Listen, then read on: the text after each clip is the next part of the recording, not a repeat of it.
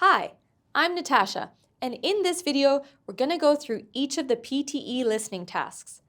I'll explain the task to you, and then you'll attempt the task yourself, after which I'll explain the answers to you. So, get a pen and paper ready because you're going to need to take notes and keep score. Let's start with summarize spoken text. This task is timed separately to the rest of the test. You'll have 10 minutes in total to complete it. It contributes points to both your listening and writing score, as you will see. So, summarized spoken text looks like this. What you have to do is listen to a lecture or an interview and take notes.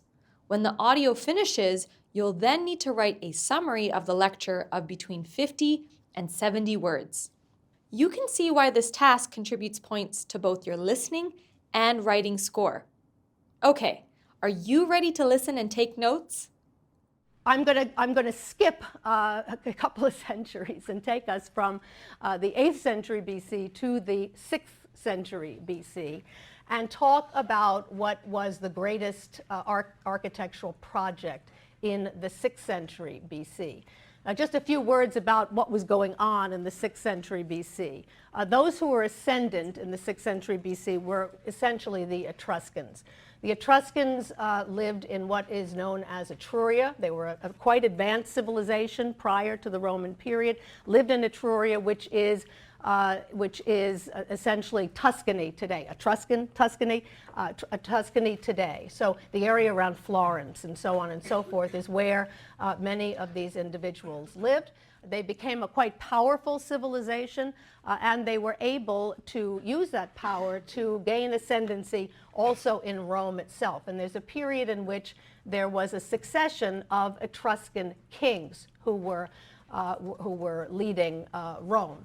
And these Etruscan kings, eventually kicked out by the Romans. But at this time, in the 6th century, they were extremely important. And it was under Etruscan supervision and patronage that a major temple began to be put up in Rome in the 6th century BC, precisely in 509. Now, use your memory and your notes to write a good summary of the lecture. You will have around 8 minutes to write the summary.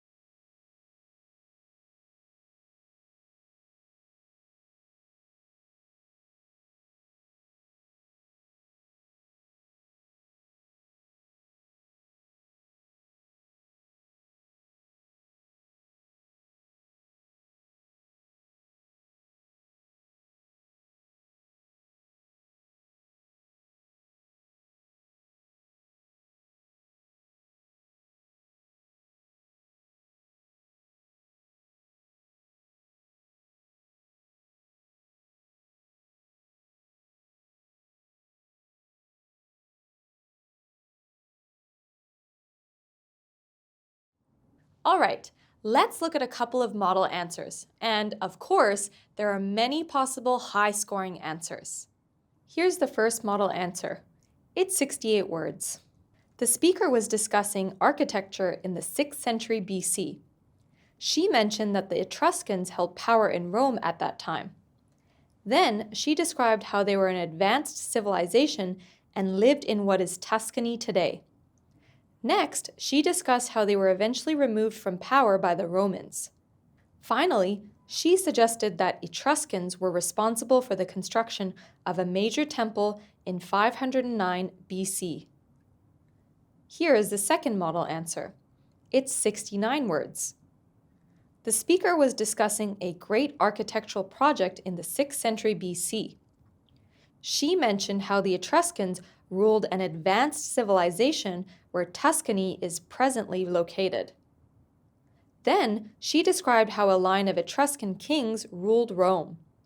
She talked about them being kicked out. Next, she discussed how a major temple was put up in the 6th century.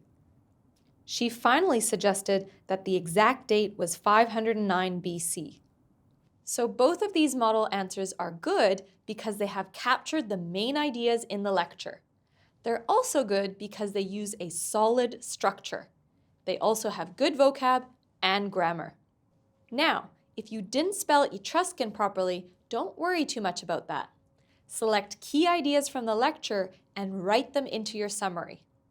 In terms of scoring, you are scored on content, length, grammar, vocabulary, and spelling. Content means you mentioned relevant aspects of the lecture. Length means you wrote between 50 and 70 words. Grammar refers to accuracy. Vocabulary refers to range and precision. And spelling, well, refers to correct spelling. Give yourself a score out of 10 for this task. How did you go? Which aspects of the scoring were you weakest on? If you'd like to have another go with a free bonus practice summarize spoken text task and review a high-scoring sample answer, click the link in the description. There, you can also access free bonus questions for fill in the blanks and highlight correct summary. All right, let's move on to multiple choice. Choose multiple answers. In this task, I recommend listening and taking notes and then using your notes and your memory to answer the questions. It'll make it way easier. I also recommend avoiding reading the answer options while you're listening because it disrupts your ability to listen, and listening is key here. Okay, are you ready to listen and take notes? Then select 1, 2, or possibly 3 answers. We'll give you 20 seconds to answer the questions once the audio has finished. Remember on test day that you'll need to manage this time on your own.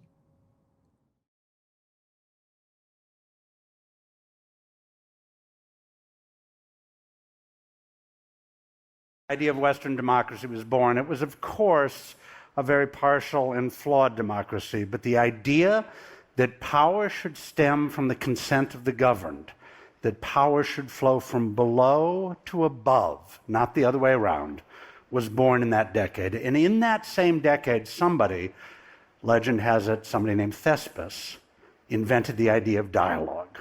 What does that mean, to invent dialogue? Well, we know that the festival of Dionysius gathered the entire citizenry of Athens on the side of the Acropolis, and they would listen to music, they would watch dancing, and they would have stories told as part of the festival of Dionysius. And storytelling is much like what's happening right now. I'm standing up here, the unitary authority, and I am talking to you. But what happens if instead of me talking to you, and Thespis thought of this, I just shift 90 degrees to the left and I talk to another person on stage with me? Everything changes. Because at that moment, I'm not the possessor of truth. I'm a guy with an opinion. And I'm talking to somebody else. And you know what? That other person has an opinion too. And it's drama, remember? Conflict. They disagree with me. There's a conflict between 2 points of view. And the thesis of that is that the truth can only emerge in the conflict of different points of view.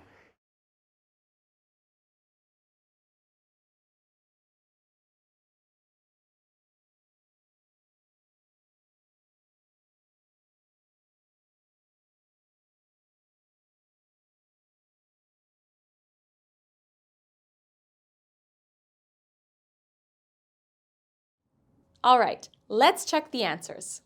So the answers are B and E. The answer is B because the answer option says, power should flow from the people to the leader and not vice versa.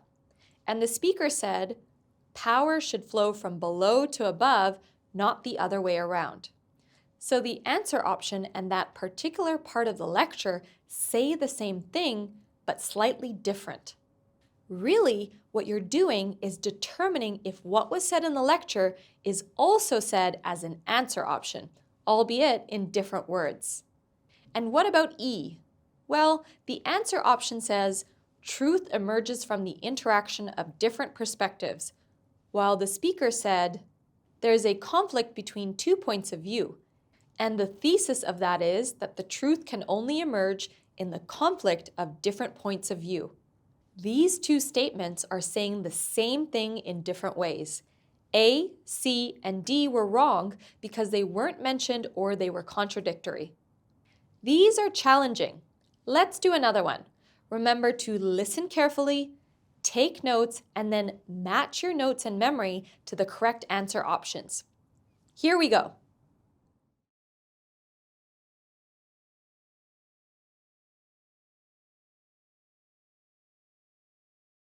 In our solar system, we have a ring of asteroids orbiting the Sun. It lies between the 4 inner small rocky planets, Mercury, Venus, Earth and Mars, and the 4 outer giant gas planets, Jupiter, Saturn, Uranus and Neptune. Most people have heard mention of this asteroid belt.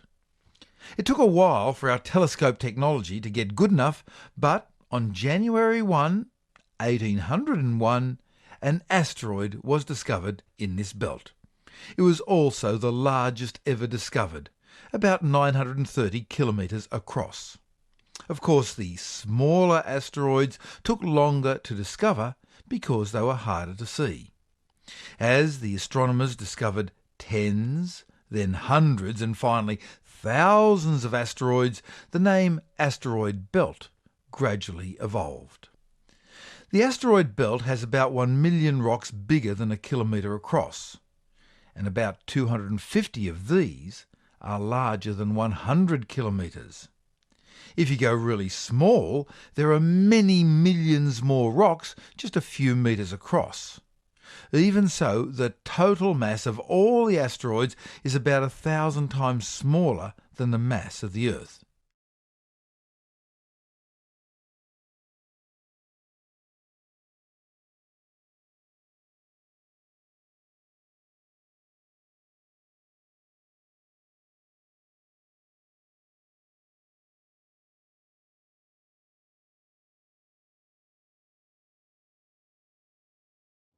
So the answers here are B and C.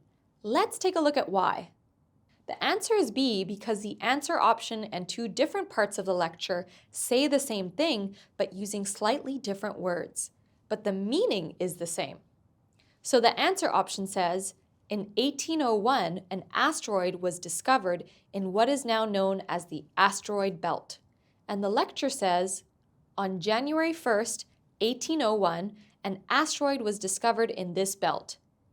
And a bit later on says, the name asteroid belt gradually evolved. What about C? Why is that correct?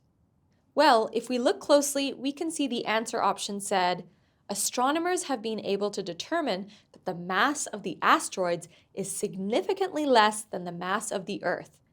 And the final part of the lecture said, the total mass of all the asteroids is about 1,000 times smaller than the mass of the Earth. These 2 statements say the same thing, but in different ways, and the meaning is the same. How did you go? Did you get them both? These questions are tricky. Pay close attention, take notes, and try your best. Remember that if you're sure of one answer option, but not sure of any others, that's okay. You can just select one. All right, let's move on and take a look at fill in the blanks. It's a much more straightforward task. Get out a pen and as you listen, write down the missing words on a piece of paper. In the real test, you can type directly into the boxes and press the Tab key to move between the boxes. Ready to listen and fill the gaps with the missing words?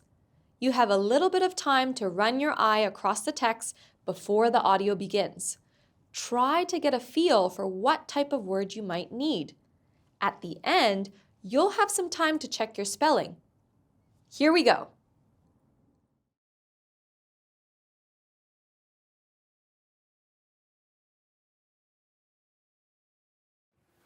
I'm a first-generation American. Both of my parents are immigrants. In fact, my father, Gabriel, came to the U.S. almost 50 years ago. He arrived in New York from a city called Kumasi in the northern region of Ghana, in West Africa. He came for school, earning his bachelor's degree in accounting, and eventually became an accountant. My mother, Georgina, joined him years later. She had a love of fashion and worked in a sewing factory in Lower Manhattan until she saved up enough to open her own women's clothing store. I consider myself an American and an African and a Ghanaian. And there's millions of people around the world who are juggling these different classifications. They might be Jamaican Canadians or Korean Americans or Nigerian Brits. And what makes our stories and experiences different is that we were born and raised in a country different than our parents. And this can cause us to be misunderstood when being viewed through a narrow lens.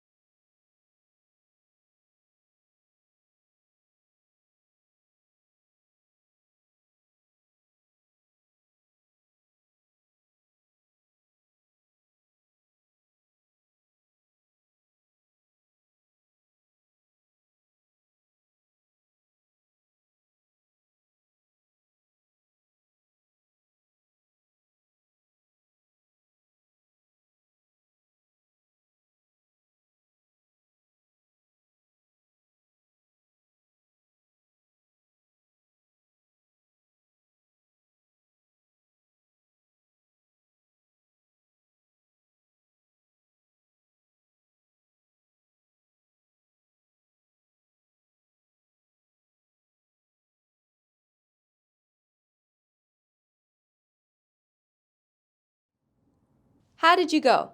Are you confident? Let's check the answers. The first one is immigrants, plural. Don't forget the S. The second one is school. The third one is clothing. 4 is juggling.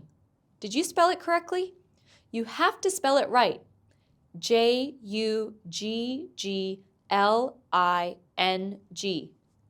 5 is different. And the final word is through, a preposition. There were 6 possible correct answers there. Did you get them all? Are you confident? Remember, if you'd like to practice another fill-in-the-blanks task, you can click the link in the description and access free bonus questions. Let's now move on to highlight correct summary. Here it is. With this task, you need to take notes as you listen and then use your memory and your notes to select the correct answer. Try to avoid reading the answer options as you listen because the reading will distract you from the listening, and the listening is the most important. You can read the answer options carefully after the lecture is over. We'll give you 1 minute to answer the questions once the audio has finished. Ready to listen and take notes?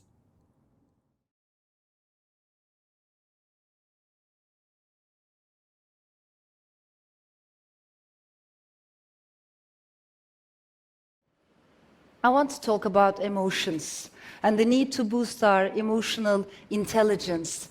I think it's a pity that mainstream political theory pays very little attention to emotions. Oftentimes, analysts and experts are so busy with data and metrics that they seem to forget those things in life that are difficult to measure and perhaps impossible to cluster under statistical models. But I think this is a mistake for two main reasons. Firstly, because we are emotional beings. As human beings, I think we all are like that. But secondly, and this is new, we have entered a new stage in world history in which collective sentiments guide and misguide politics more than ever before. And through social media and social networking, these sentiments are further amplified, polarized, and they travel around the world quite fast. Ours is the age of anxiety, anger, distrust, resentment, and I think lots of fear. But here's the thing, even though there's plenty of research about economic factors, there's relatively few studies about emotional factors.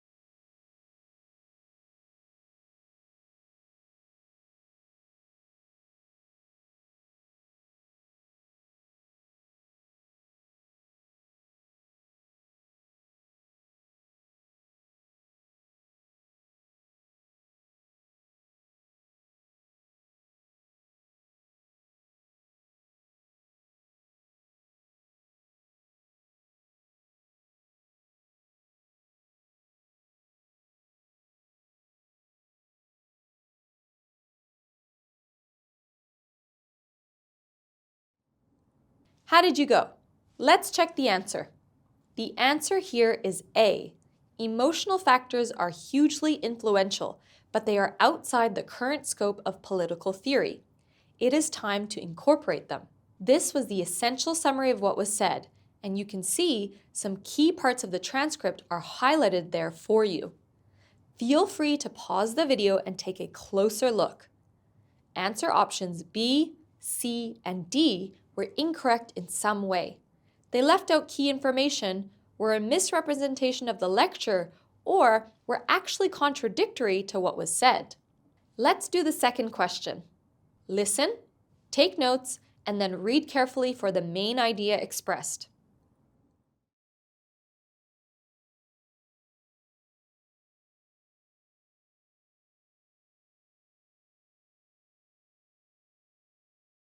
So I thought I'd start by talking about, well, how does one define behaviours of concern in particular and restrictive interventions? What are we talking about in this particular presentation? So to start with, there is no common definition. There's no national consensus on what behaviours of concern mean in educational settings. So that's the first point to note. Different bodies have come up with different sorts of definitions. The first one I want to mention is this from the Victorian Department of Education and Training. It refers to a very broad range of behaviours. Self-injuring behaviour, such as hitting, kicking walls, head-banging, attacking other students or staff, including hitting, biting, kicking, hair-pulling, throwing furniture or objects at students and staff, a verbal threat of harm, which you believe a student will immediately enact, or running onto a road or near some other hazard. So that's a very broad sweep of a definition of behaviours of concern.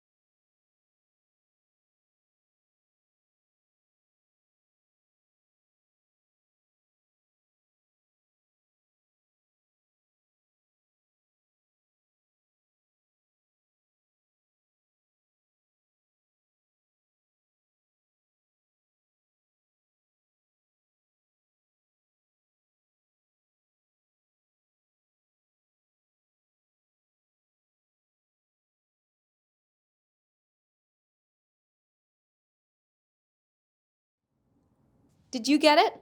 How confident are you? Let's take a look. The answer is B.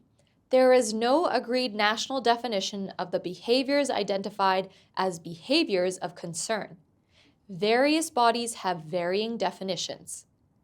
This answer option is the best possible summary of what was said. It captures the main idea of what was said and uses different words to express this inherent meaning. A, C, and D miss key information, misinterpret the information, or contradict the information in the lecture. All right, how are you doing so far? Did you get both of those questions right? If you'd like to practice with extra highlight correct summary questions, click the link in the description. Let's now do multiple choice, choose single answer. With multiple choice, choose single answer, you need to read that question prompt very carefully, and then you need to listen for the answer to the question. You don't need to take notes with these questions. You can glance at the answer options as you listen, but pay most of your attention to the speaker, and always listen for the answer. Let's do one. We'll give you 30 seconds to answer the question once the audio has finished.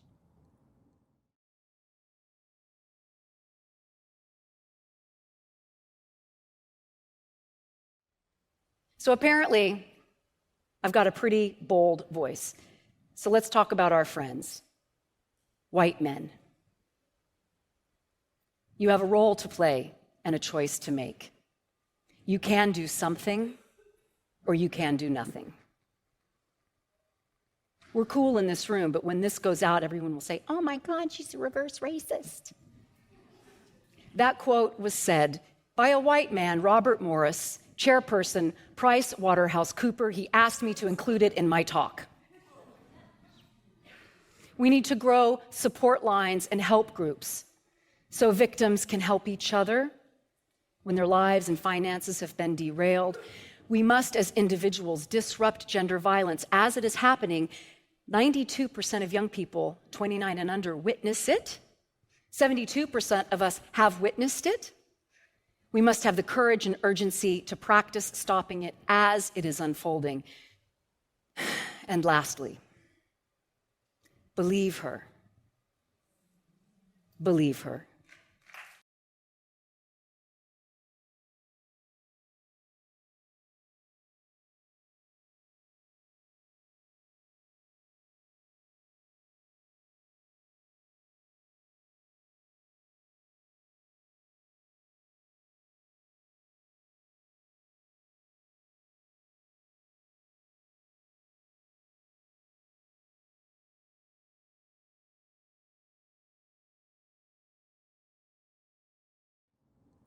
All right, how did you go? Let's check the answer. The answer is C. The speaker suggests that gender violence can be combated, but women need to be listened to. This is the best answer. Perhaps you were tempted by D, is generally perpetrated by white males.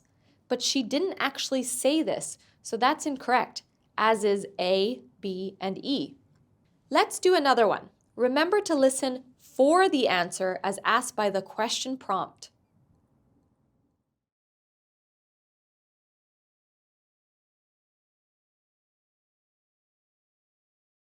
Our friends in law enforcement have much to do because we've seen that online violence is an extension of in-person violence. In our country, more girls and women have been murdered by their intimate partners than died on 9/11 and have died since in Afghanistan and Iraq combined. And it's not cool to say that, but it is true. We care so much geopolitically about what men are doing over there to women over there. In 2015, 72,828 women used intimate partner violence services in this country. That is not counting the girls and women and boys who needed them. Law enforcement must be empowered with up-to-date internet technology, the devices, and an understanding of these platforms, how they work. The police wanted to be helpful when Amanda Hess called about the death threat she was getting on Twitter, but they couldn't really when they said, What's Twitter?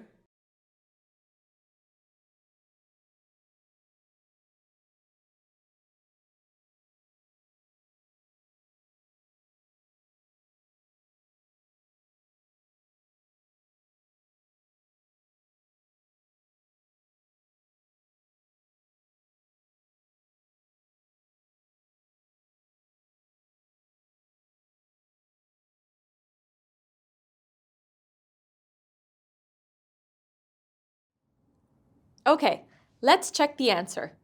So the answer here is C. Police need to become familiar with social media sites in order to be effective in solving violent crime. This is really a paraphrase of the last sentence in the talk, which says, the police wanted to be helpful when Amanda Hess called about the death threat she was getting on Twitter, but they couldn't really when they said, "What's Twitter?" These two statements essentially say the same thing. A, B, and D, the incorrect answer options, will use some of the language used in the audio, but they are misinterpretations. In other words, the incorrect answer options misrepresent what was said or are inaccurate in some way. Well, we are not finished yet. How are you doing so far? Let's do select missing word now. Okay, so if you look at the top there in the instruction, you can see that this task will be about a butterfly. What you need to do is listen carefully for the final word or phrase that will complete what the speaker is saying meaningfully. To do this, you need to follow what is being said from the beginning to end.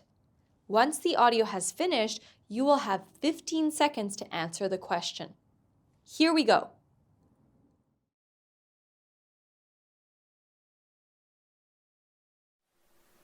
In the forest, when trees realize through their roots that another tree is sick, they will send a portion of their nutrients to that tree to help them to heal.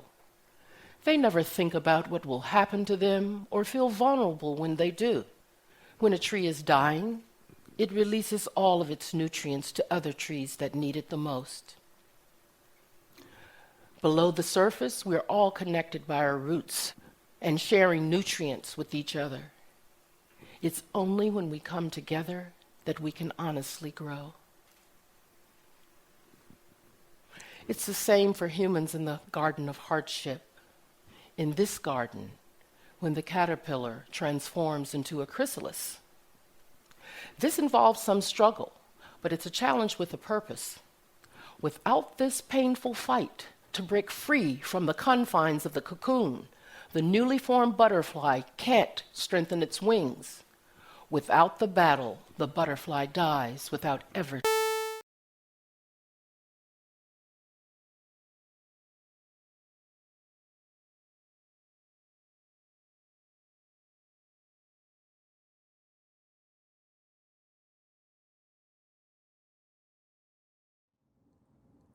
Did you get it?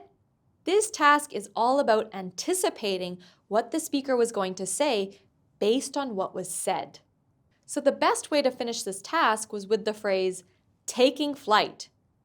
Growing up, getting injured, being born, and learning how to swim all don't make sense. They don't complete the talk meaningfully. So, how are you doing so far? We've got a couple more tasks to do.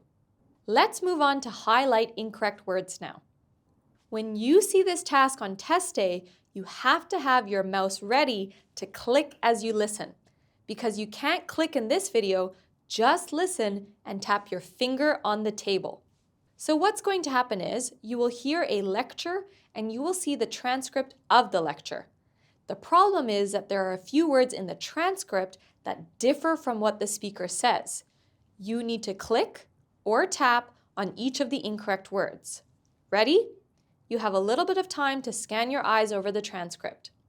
Remember, when you see this task on test day, get your mouse ready and put the cursor on the first words so you can move it when the lecture plays. Let's check the answers.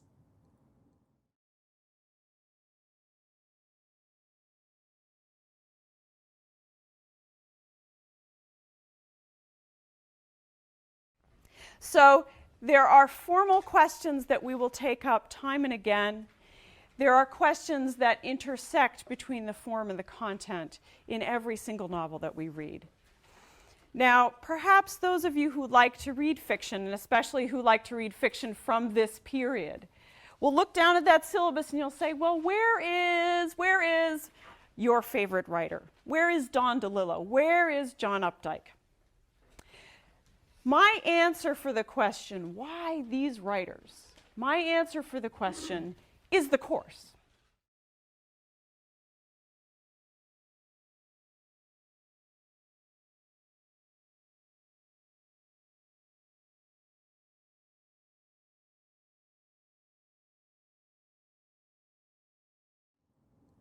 Did you click on inquiries because the speaker said questions?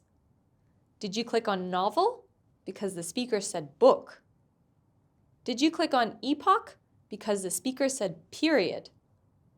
Did you click on response because the speaker said answer? And did you click on syllabus because the speaker said course? So there were 5 incorrect words there. Did you get them all? All right, let's do the final task. This is right from dictation. Listen carefully and then you'll have some time to write down the sentence exactly as it was said. Ready? Here's the first sentence. Today's lecture will focus on the first 5 years of the Revolution.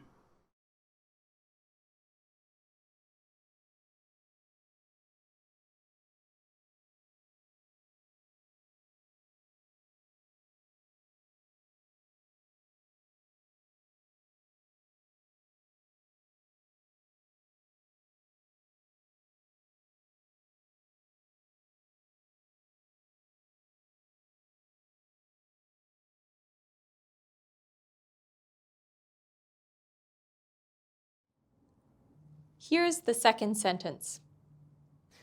It effectively serves as an artificial sense of touch.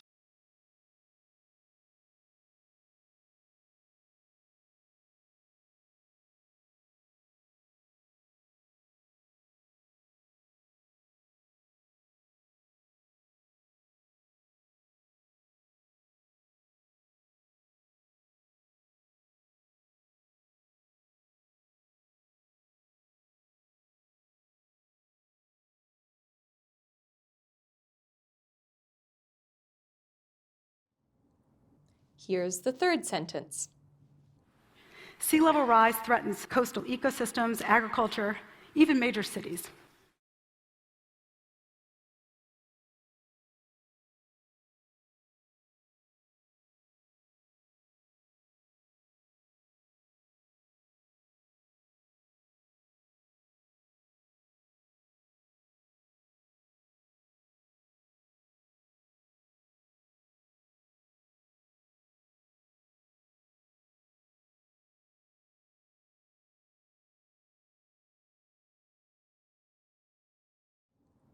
How did you go with each of those? Did you write down all the words that were said? Remember that this is the final task of listening, and because you're managing your own time, you want to make sure that you complete all of the right from dictation questions. Let's check the answers.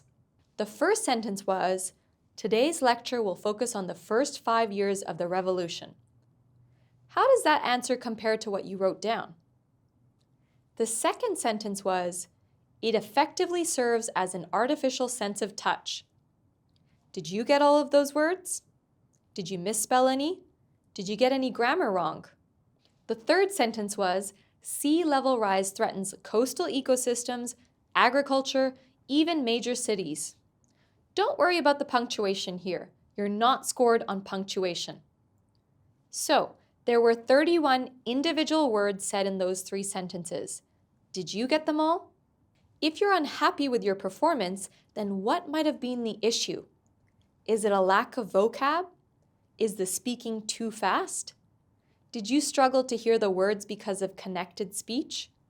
Did you miss the main ideas? Did you lose focus?